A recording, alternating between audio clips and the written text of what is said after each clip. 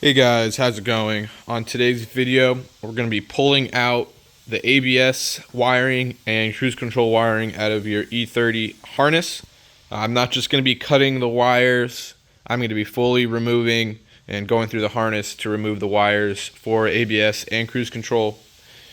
If you haven't watched the last video, I did a walkthrough of the entire E30 harness out of a 87 IS. So if you haven't seen that, go check that out up there.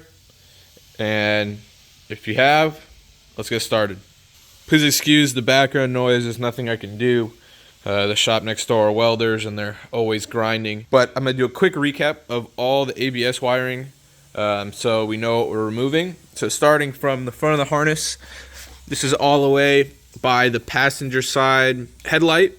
We have the first ABS wiring, orange that used to be white connector right here. And then if we follow the harness up, we have another one right by the fuse box right there, and then underneath the fuse box we have this fun connector that controls all of your ABS right there.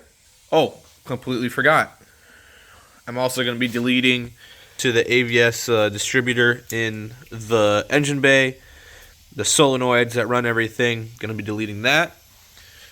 And then as we follow this main harness all the way back to the split right here, we have another one that's right here. And if we come across here, we have one more that's right here. Now make sure you're removing these and not these. These are your brake pad sensor. So, I mean, you can remove them, but then they won't work. Brake pad sensor, ABS. Now for cruise control, we are going to be removing the stock, which is right here, and we're going to be removing the module as well as the connector that runs all the way over here and all the way in there. And lastly, the actuator itself, which is probably the easiest thing to take apart. So I'm going to go ahead and start with this first line right here and go through and start cutting the tape open to expose all the wiring. Alrighty, so now that the whole harness is cut open, we can go ahead and start removing what we need to remove. We can pull this sensor all the way through the harness and out. What I did, I just used a box cutter or a Milwaukee knife with a razor blade on the end. You do want it sharp, but you also want it blunt so that you can cut through the tape but not cut through the wires. So just take your time with that. Or if you want to and your tape is still kind of usable, you can go ahead and unwrap the whole thing. That's going to take forever, but do what you want to do. As you can see, a lot of the wires that actually go to the front are, to your ABS stuff. So there's just a bunch of extra wires that you don't need. Especially, I'll be doing a fuse box tuck as well as a harness tuck for the engine bay. So a lot of that stuff is nice just to get out of the way so that when I do a bulkhead connector, I don't have to pin in a bunch of stuff for ABS, especially when I'm not going to be using it with a chase base brake booster delete anyway. Let's go ahead and start pulling this wire out. I'll go through and cut the rest of the tape later and redo it, but for now, all we need to do is get this main wire out. So we'll just go ahead and start pulling it through. Now for removing this one, as you can see, it's mostly self-contained, but there is it does twist up into a ground point. So we'll go ahead and cut the tape here and try to keep most of this together. As you can see nicely that they actually put the wire in a sheath so that you didn't have to worry about two dangling wires coming together. So there's one going to the fuse box and there is the other.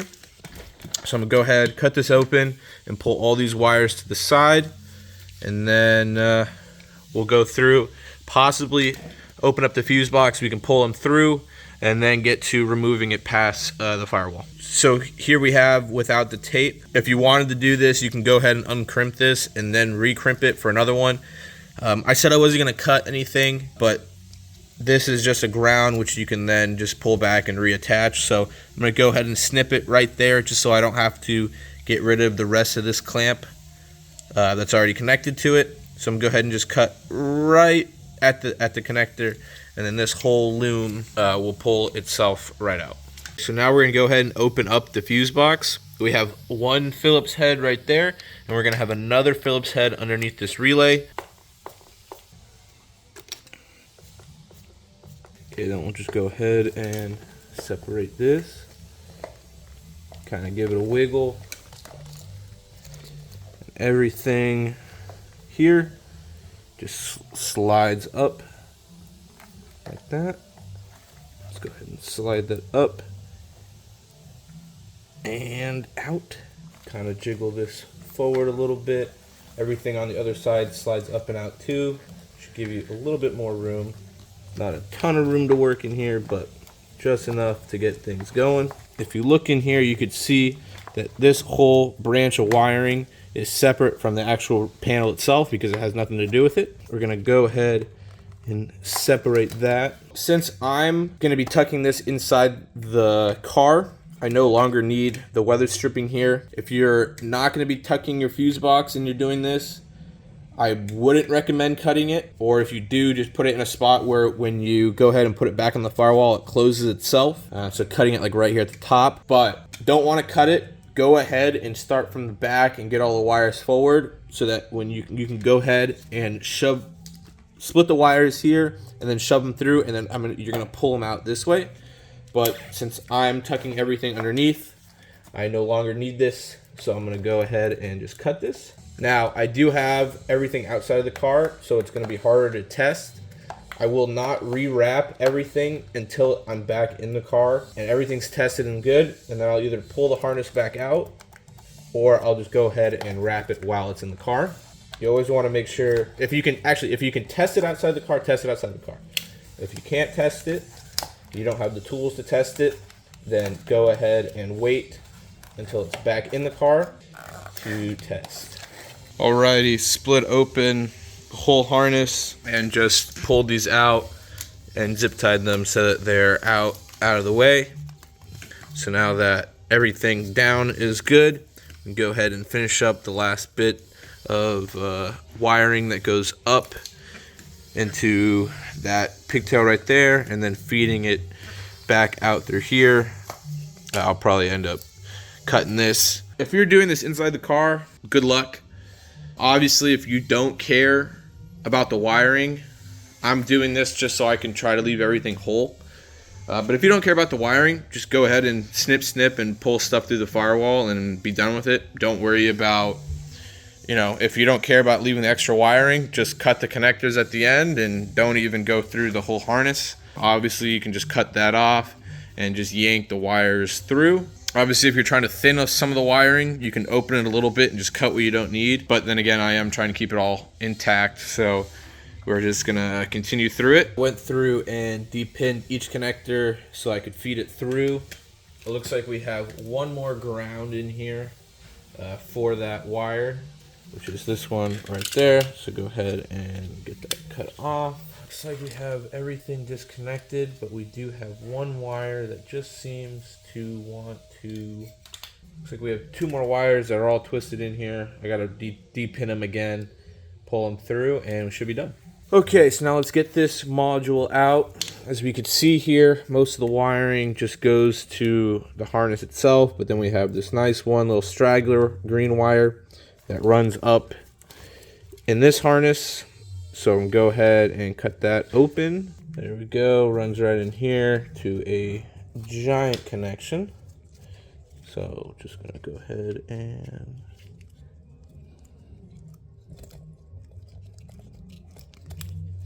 pop that out. Pop that down in here. Go ahead and feed these out. Although it does look like a lot of these are tangled, which sucks. So I have to go through and pin some of that. Now it also looks like we have this red wire that runs somewhere this way. in and over and down and under. That runs up. Okay, cool. So let's go ahead and try to pull some of this wiring through the fuse box, and hopefully that will untangle some of it. So go ahead and again, I'm just going to cut this. Start getting some wiring through the hole. So I'm going to start with doing just the sensor lines themselves, getting them through. That's 2.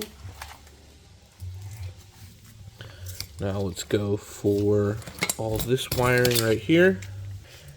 So as you can see here, some of the wires actually go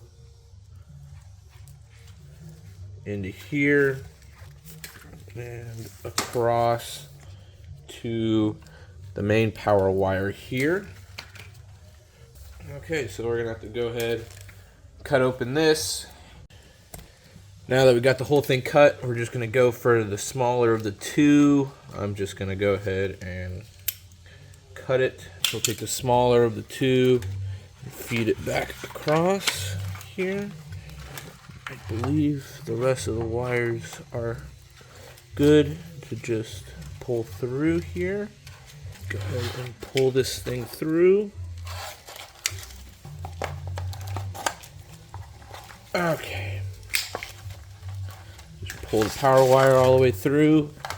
And now the ABS is completely removed from the front of the car. Go ahead and pull some of these wires back in here a little bit. Okay. Now that that's all out, we'll go ahead and feed it up and around.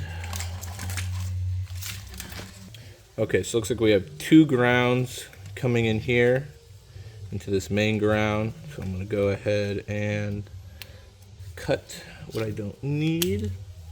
So there's that. And these kind of just loop in there. And then what's left is this right here is all tangled in some wires. So if I can get some of these wires not tangled, that would be for the best.